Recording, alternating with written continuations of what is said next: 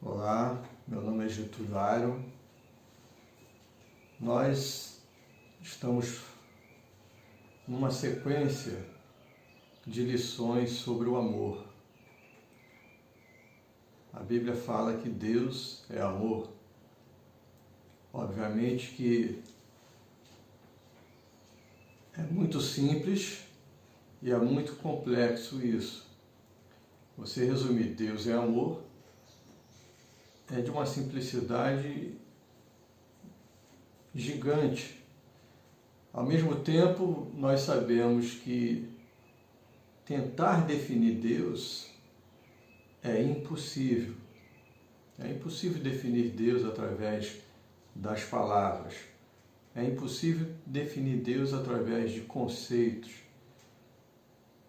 Há níveis de percepção, de entendimento, que nós não somos ainda capazes de sequer imaginar. Não é por acaso que os grandes iluminados que já passaram por essa terra e alguns que ainda estão aqui para a nossa felicidade, eles sempre dizem o quê? É necessário a experiência direta. E eles também dizem, sempre que você tenta descrever essa experiência, as coisas na verdade acabam se complicando muito.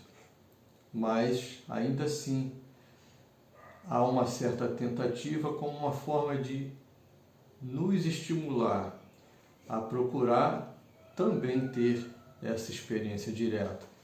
É por isso que eu sempre enfatizo muito a importância da meditação. Meditar não é raciocinar, não é pensar sobre. Aqui no Ocidente, as pessoas usam o termo meditar e pensar como sinônimos. Mas a verdade é que meditar é transcender, é ir além do simples pensamento. Mas como assim? Só experimentando. Experimentando você vai perceber que há outros níveis de percepção que estão além do que o pensamento pode alcançar. E esses níveis estão em você, a sua capacidade natural. Você é capaz disto. Então, nós falamos na lição anterior, se você não assistiu, vale a pena assistir, eu acho que é interessante assistir na sequência, mas se não assistir na sequência também vai ser bom para você ouvir o que nós vamos falar hoje. Mas de qualquer forma, procure assistir o outro vídeo também, onde nós falamos sobre a mulher adúltera. É um episódio muito interessante porque Jesus vem do Monte das Oliveiras e pela manhã começa a dar uma série de instruções e de ensinamento às pessoas e é interrompido por um grupo de escribas e fariseus que chegam com uma mulher e dizem: esta mulher foi pega adulterando e foi pega no próprio ato. E ali começa toda uma pressão, ao invés de estarem ali também junto a outros ouvindo Jesus, eles estavam preocupados, na verdade, em fazer uma pegadinha para Jesus. Eles queriam ter do que acusar Jesus. E, obviamente, que uma acusação do tipo, esse homem desrespeita a lei de Moisés, poderia ser suficiente para condenar Jesus à morte, que era a intenção deles. E eles apresentam aquela mulher e falam, foi pega no próprio ato adulterando. E a lei de Moisés diz que quem for pego numa situação como essa deve ser apedrejada. Obviamente que eles esperavam deixar Jesus, sem saída, porque a essa altura ele já conhecia um pouco do temperamento de Jesus, provavelmente já imaginava. Ele não vai dizer para a gente apedrejar ela como a lei de Moisés fala, mas ele também não vai poder ser contra. Nós temos que pressionar ele até ele dar uma resposta. E de fato eles ficam tentando pressionar Jesus, mas Jesus calmamente se abaixa, começa a escrever no chão com o dedo. E eles continuam perguntando, e aí, o que devemos fazer? A lei de Moisés diz que é para apedrejar, e tu, o que dizes? Jesus depois se levanta, calmamente fala, quem não tiver pecado, que atire a primeira pedra. E o resultado nós já conhecemos. Todos se retiraram. Jesus fica sozinho com a mulher e diz, foram embora teus acusadores? Senhor, só ficou eu e o Senhor. E Jesus diz, nem eu também te condeno. E lá no verso 15 ele vai falar assim, vós julgais segundo a carne, mas eu a ninguém julgo. Então esse é o amor incondicional, porque o véu é a carne. Mas Jesus não julga ninguém segundo a carne. Ele julga, ou melhor, não julga, porque ele olha as pessoas segundo o Espírito. E na essência das pessoas ele só vê perfeição, imagem e semelhança de Deus, perfeição. Então, esse é o amor de Deus. Não é um amor que exige uma série de coisas para que você seja amado. Não é um amor que coloca uma série de condições. Não é um amor que exige uma série de coisas. É um amor que é simplesmente amor, que é um amor disponível a você, da forma que você é. Não importa o que você esteja fazendo, o que você esteja passando, não importa a maneira como você mesmo se condene, Deus lhe olha com total amor. E ele lhe diz, meu filho, aquilo que você sofre são consequências naturais das suas ações, porque toda ação tem suas consequências. Mas não sou eu que estou te condenando, eu estou aqui de braços abertos, eu lhe amo exatamente como você é, porque eu sei como você é de verdade.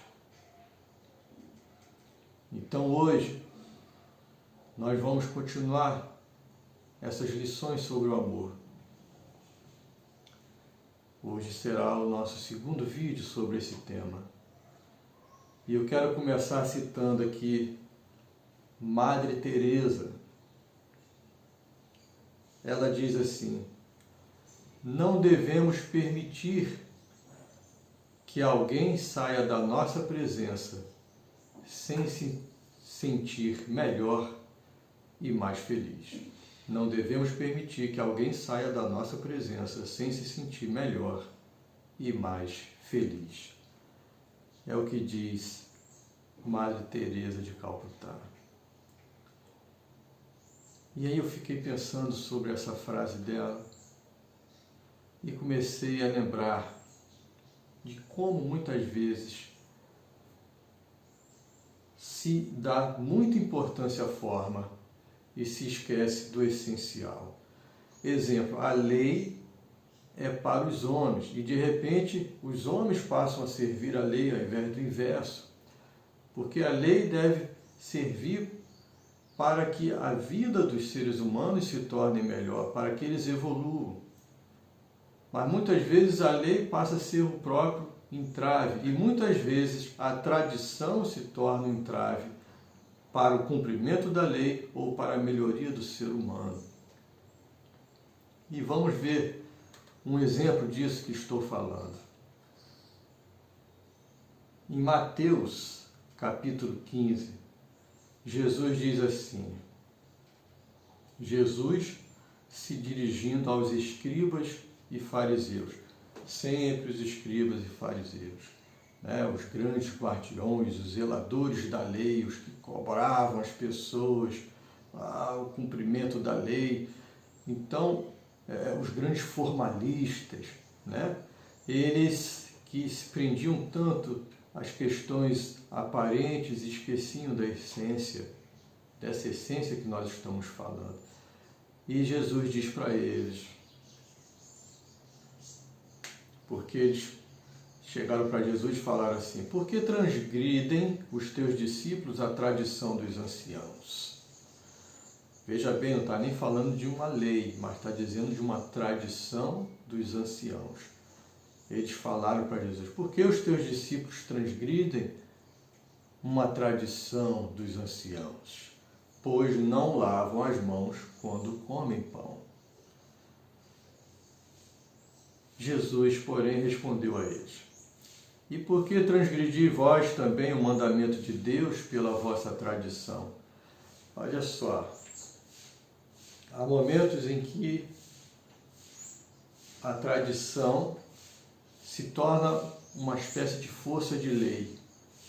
E há momento em que a tradição até transgride a própria lei, que é o que Jesus responde para eles.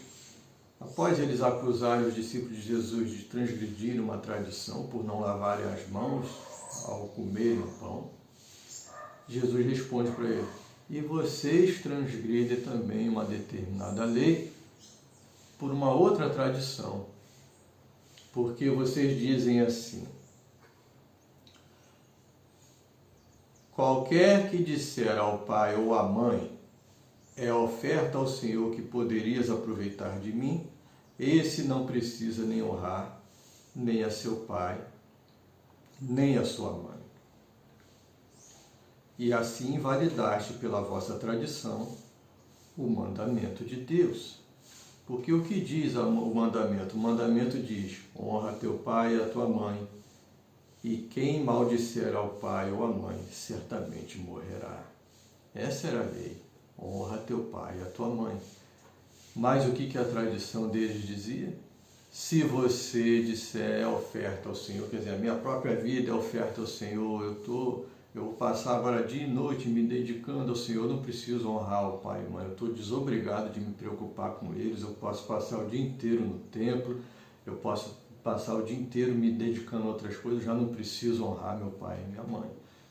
E Jesus disse: está errado, vocês estão transgredindo uma lei por causa de uma tradição. Agora vejamos o tamanho dessa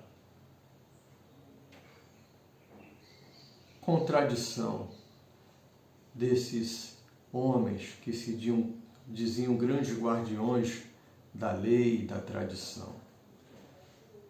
Vejam, esses mesmos homens, por diversas vezes, vão dar mais importância ao fato de ser um sábado do que ao fato de se poder ajudar ao próximo. Em diversas ocasiões, Jesus vai lá, cura alguém, e a primeira coisa que eles dizem: mas hoje é sábado, como é que hoje não é dia para isso?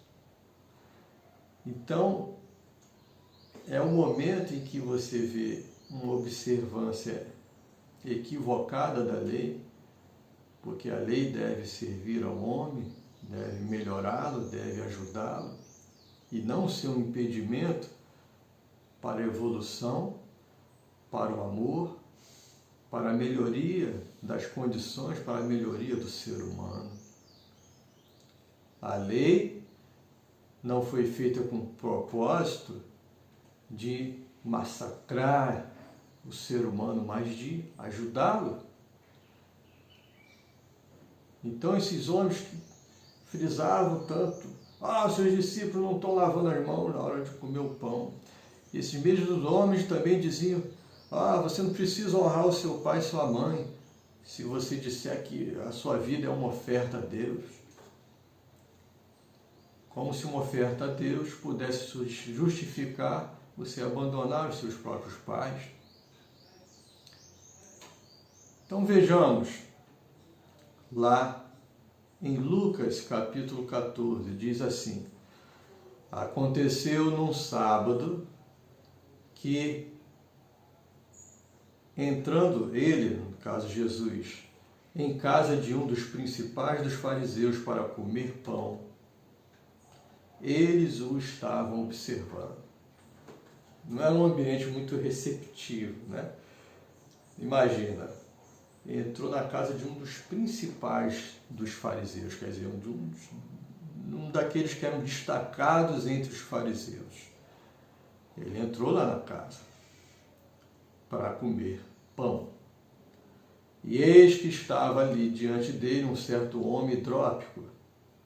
E Jesus, tomando a palavra, falou aos doutores da lei e aos fariseus, dizendo: é lícito curar no sábado? Não há ninguém mais difícil do que aquele que está com a mente cheia de conhecimento. O conhecimento é bom até um certo ponto, mas muitas vezes o próprio conhecimento se torna um impedimento. Então, é preciso equilibrar muito bem conhecimento e sensibilidade. Por isso que eu sempre ressalto, essa é uma outra razão para ressaltar a importância da meditação. Porque senão você vai ficar só na mente. E você precisa transcender ela, você precisa perceber que há outros níveis de sensibilidade, há outros níveis de compreensão, há outras formas de se compreender a verdade. Porque uma coisa é você acreditar, outra coisa é você saber. Você acredita através do conhecimento que vem dos outros, da leitura, da experiência, do testemunho, mas saber você só sabe quando experimenta. Então aqueles homens estavam com a cabeça muito cheia de conhecimento, mas tinham perdido a sensibilidade. E aí estavam lá os fariseus, estavam os doutores da lei. E Jesus faz uma pergunta desafiadora: é lícito curar num sábado? E veja bem, eles, porém, diz o versículo 4, eles, porém, calaram-se, ficaram calados. Isso mostra um grau tremendo de covardia. Porque, pelo conhecimento frio, eles sabiam, não, pelo conhecimento frio, não se deve fazer isso no sábado. Era isso que a tradição deles dizia, ou é dessa forma que eles interpretavam a lei. Não se deve fazer isso no sábado.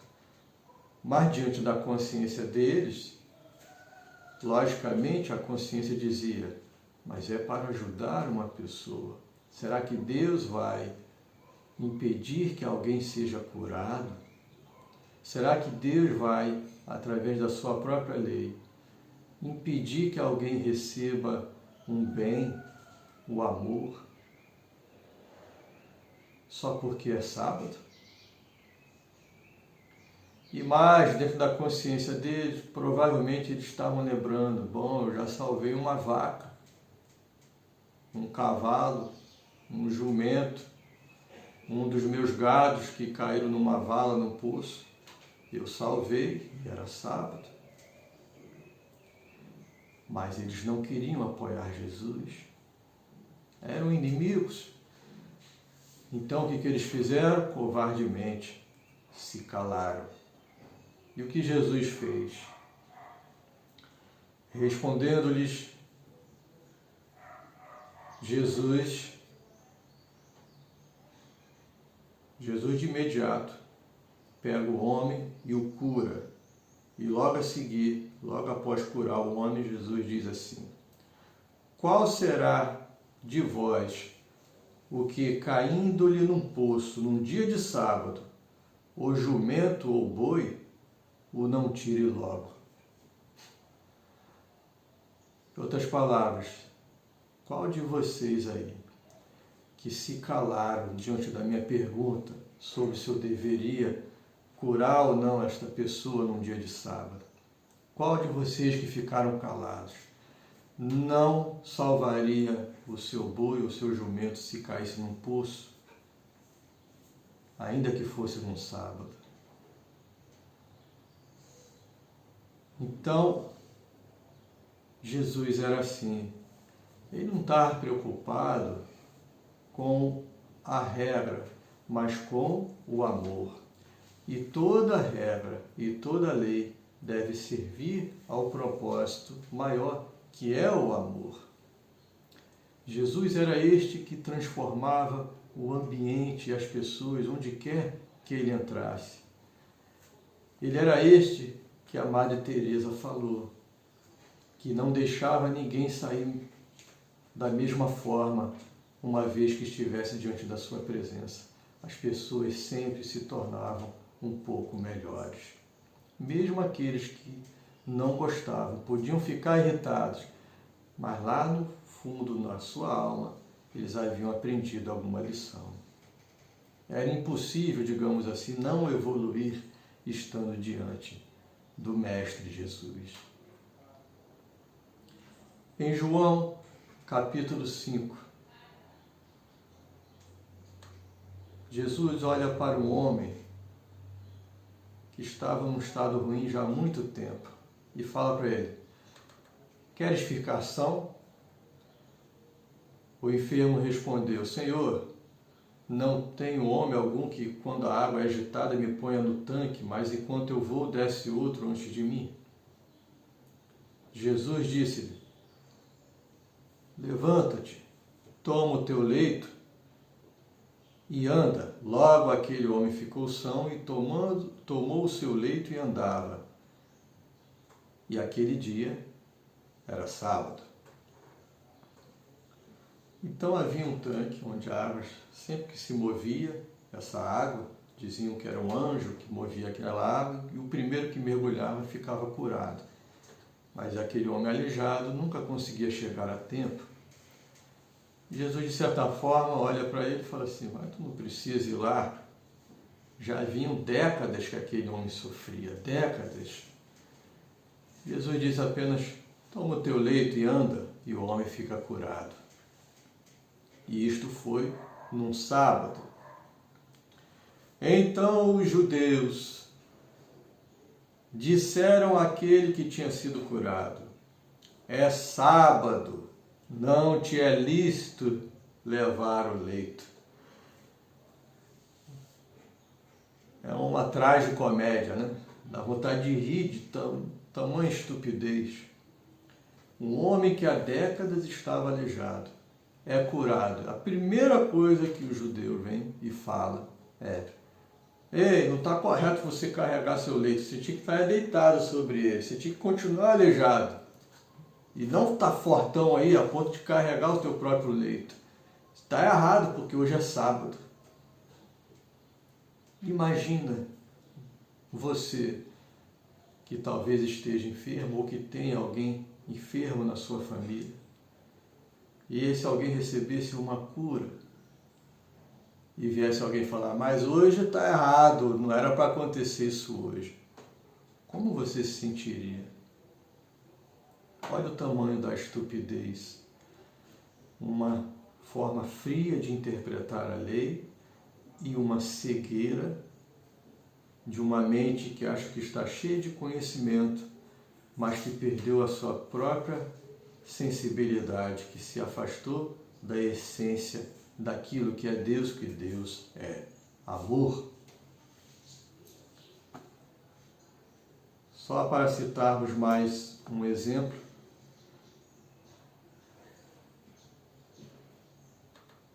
não mais sobre o sábado, mas sobre como Jesus não estava muito preocupado com essas formalidades estúpidas, e sim ocupado em transformar as pessoas e torná-las melhores, em fazê-las evoluírem.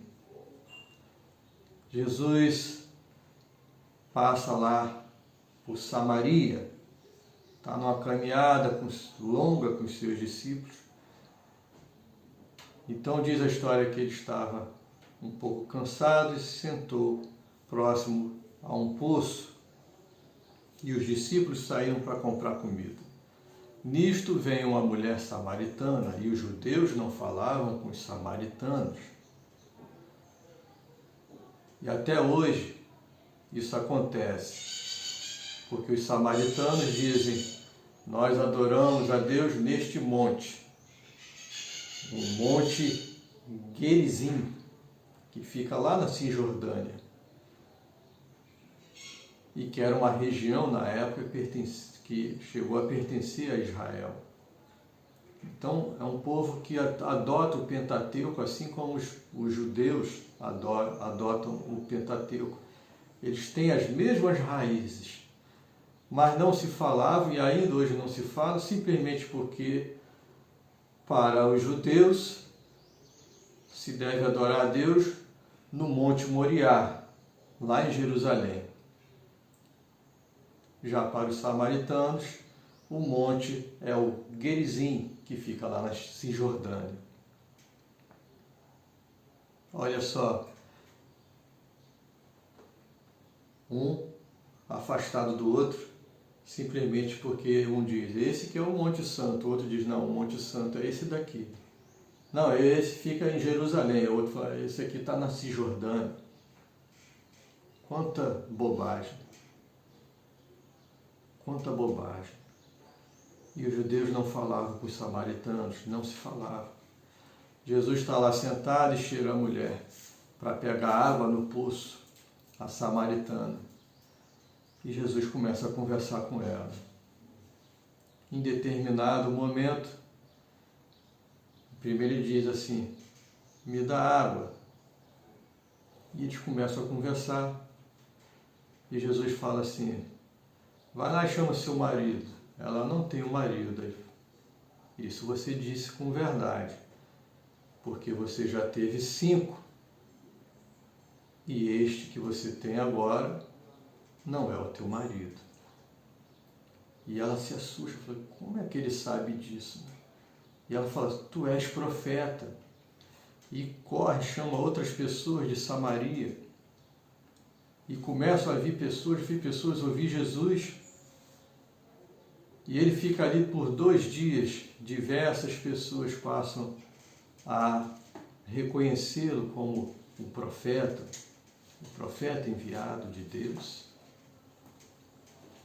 E Jesus, inclusive, diz assim: um profeta não tem honra na sua pátria, porque lá em Samaria ele foi muito, muito bem recebido. Melhor recebido até mesmo do que na sua própria terra, onde em determinado momento ele disse isso: um profeta não tem honra na sua pátria. Na nossa linguagem, na linguagem popular, seria: santo de casa não faz milagre. Então, olha só que interessante. Jesus esteve com aquela mulher e transformou a vida dela. Mas se ele tivesse apegado à lei e às tradições, não teria nem sequer conversado com ela. Mas ele sempre colocou a essência e o propósito em primeiro lugar. E esta essência, este propósito é o amor. Em Marcos, capítulo 5, temos a história também de uma mulher que sangrava já há 12 anos. Sua menstruação não cessava há 12 anos. E ela tinha recorrido a vários médicos, a vários tipos de ajuda, e nada tinha sido capaz de ajudá-la. Tinha perdido todos os seus bens tentando resolver aquele problema. E Jesus está caminhando em meio a uma grande multidão. Está sendo apertado pelo povo. E aquela mulher pensa assim: se eu apenas conseguir me aproximar, se apenas tocar nas suas vestes, eu vou ser curada. Ela faz um esforço. Imagina uma mulher franzina, há 12 anos, sofrendo. Eu imagino que era uma pessoa de uma constituição física já muito frágil. Para conseguir chegar até Jesus, deve ter feito um tremendo esforço. Mas ela consegue chegar e consegue tocar nas suas vestes. Jesus para e fala: quem me tocou? Eu imagino que os discípulos tenham falado, tá de brincadeira, né? Se fosse hoje em dia, na nossa linguagem seria assim, tá de brincadeira. Alguém poderia até falar assim, pô, tá doido, né? Com todo o respeito que devemos ter, Senhor, mas tá doido, tá de brincadeira. Um monte de gente aqui apertando a gente, apertando ele, encostando nele. Quem me tocou? Mas quando Jesus pergunta isso, ele sabia que aquela pessoa se apresentaria. Não se apresentariam os outros que haviam tocado nele, porque a pergunta dele mexeria exatamente com aquela pessoa. Como mexeu com ela, ela sabia que era para ela aquela pergunta, porque ela se sentiu curada naquele instante. E ela disse, fui eu, Senhor, tremendo, ainda com medo. Medo, eu me pergunto, mas por que ela sentia medo? Às vezes a pessoa está com uma autoestima tão baixa que ela tem medo até de ser curada, porque começa a achar que não merece. Olha a importância de se amar para que a cura aconteça. Você precisa se amar, você precisa se perdoar, você precisa enxergar a sua essência, porque senão você não vai se abrir para a cura. Aquela mulher teve medo porque foi curada. E ela tremendo, ela disse, fui eu, Senhor, quem te tocou. E Jesus olha para ela e fala, tua fé te salvou, vai, segue em paz. Que coisa maravilhosa. Mas há um detalhe muito importante aí. Preste atenção no que eu vou dizer, porque isto é algo que hoje a física quântica começa a explicar. Todo o universo é energia. Isso os iogues falam há milênios, mas hoje a ciência começa a comprovar isso. Ora, se os iogues já dizem isso há muito tempo e a ciência começa a dizer agora, na verdade, para mim, tem muito mais importância o que os iogues dizem, porque eles estão na frente. Mas os ocidentais dão muita importância à ciência. E é bom que a ciência evolua, e é bom que a ciência se aproxime cada vez mais também das verdades espirituais. E graças a Deus, hoje há muitos cientistas fazendo essa ponte entre a matéria e a espiritualidade. Então a física quântica hoje começa a mostrar que tudo é energia, tudo é átomo. E que esse átomo que a gente pensava que era menor das moléculas, na verdade, ao ser dividido, foi percebido que ele é composto por outros elementos. E esses elementos não são apenas elétrons, prótons e nêutrons. Já se descobriram outras partículas, como os neutrinos, por exemplo, que é uma substância que eles reconhecem como a mais abundante desse universo, mas a menos estudada, porque é difícil de estudar os neutrinos. Então, nós somos constituídos por energia, nós somos, na verdade, energia, e tudo é energia, mesmo essas paredes atrás de mim são compostas por átomos, no final tudo é energia. Quando você pensa, fala, sente e age de uma forma totalmente coerente, congruente, conectada com a essência que é amor, você impregna tudo que está ao seu redor, tudo que tem contato contigo é impregnado por essa mesma frequência, inclusive as roupas. Tudo passa a ser contaminado, no bom sentido da contaminação, uma excelente contaminação, contaminado por uma frequência maravilhosa de cura, de sabedoria, de amor, de bênção. Você já sentiu isso? Há lugares onde você entra e por algum motivo você não se sente bem. É a energia que está impregnada naquele lugar. E há lugares onde você entra e imediatamente você se sente melhor, porque há uma outra energia que impregna aquele lugar. Então, a energia de Jesus, o seu campo quântico, o seu campo áurico, porque nós somos muito além desse corpo físico, há em volta de todos nós um campo de energia que impregna os objetos que a gente toca, que impregna e que modifica o ambiente. Quando aquela mulher tocou nas suas roupas, ela foi curada. Temos mais algum exemplo desse tipo de vibração que se impregna nos objetos? Temos sim.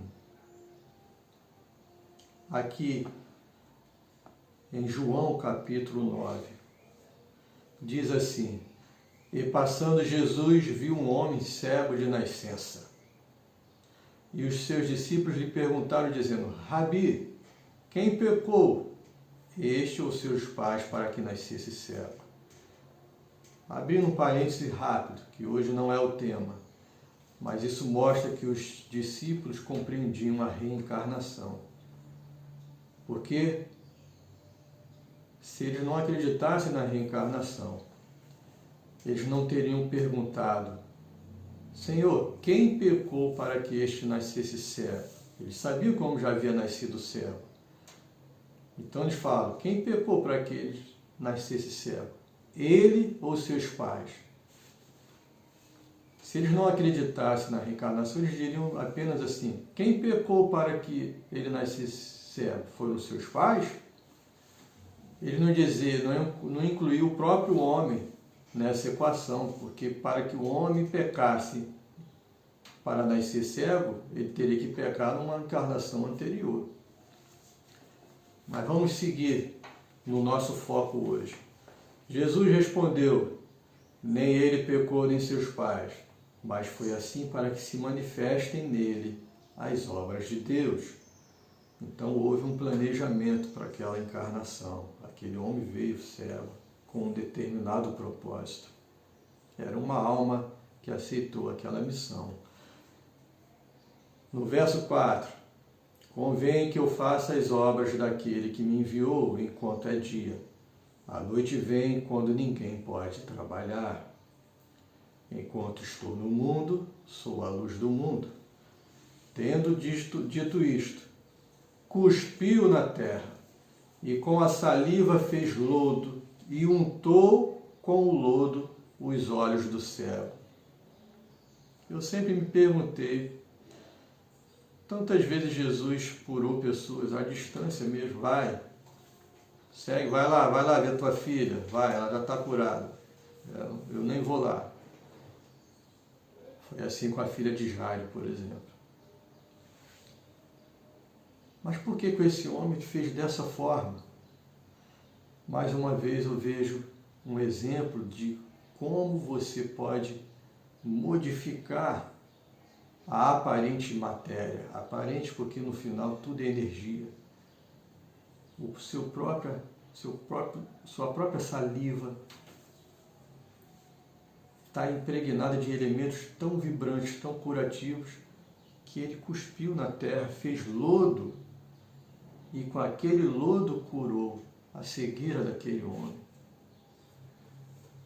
Untou seus olhos, ele foi lá, lavou e voltou enxergando. O que ele está dizendo é: se você andar em unidade com a tua essência, tudo que você tocar se tornará fonte de cura, de bênção, de alegria. E hoje o que a ciência ensina é que nós não somos escravos dos nossos genes.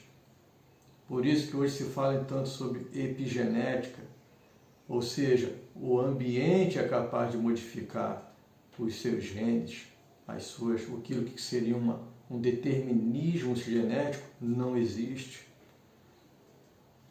E mais ainda, um dos maiores biólogos do mundo, Dr. Bruce Lipton, ele diz que para o ser humano é a forma como nós percebemos a realidade, ou seja, você percebe a realidade de uma determinada maneira e com isso você impressiona o teu próprio organismo.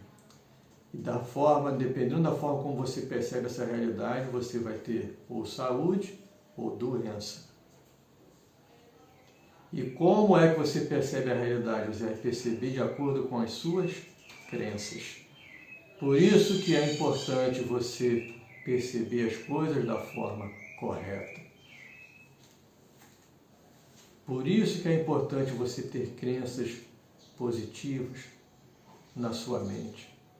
Por isso que é importante você perceber que uma oração pode modificar e impregnar, por exemplo, o teu alimento de uma tal maneira que todo alimento se torna medicamento, se torna curativo para você.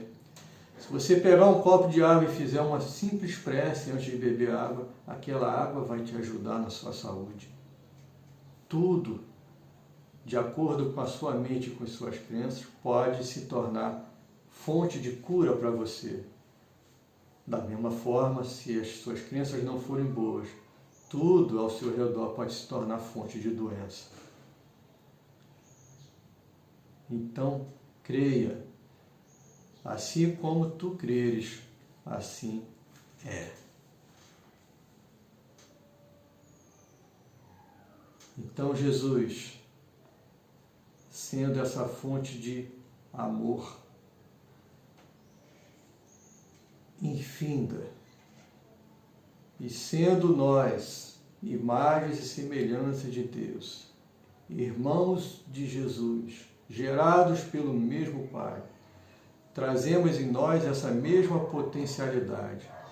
Se não fosse assim, o próprio Jesus não teria dito: vós podeis fazer coisas ainda maiores do que as que eu fiz. Se não fosse assim, não estaria escrito lá em Salmos: vós sois deuses. Se não fosse assim, o apóstolo Paulo não teria dito: nós temos a mente de Cristo. Esta é a nossa essência. Somos imagem e semelhança de Deus. Conecte-se com o amor. Vibre na frequência do amor. Quanto mais conectado, quanto mais você vibrar nessa frequência, mais prosperidade, mais saúde, mais alegria, mais harmonia, mais abundância, mais saúde. Tudo que há de bom, harmonioso, belo, sábio, estará se impregnando na sua vida e na vida das pessoas que se aproximarem de você. Então vai acontecer aquilo que a Madre Teresa falou. Não devemos permitir que ninguém que esteja em contato conosco não se torne um pouco melhor. Assim era o Cristo. E assim deve ser a nossa vida, através do amor. Muito obrigado.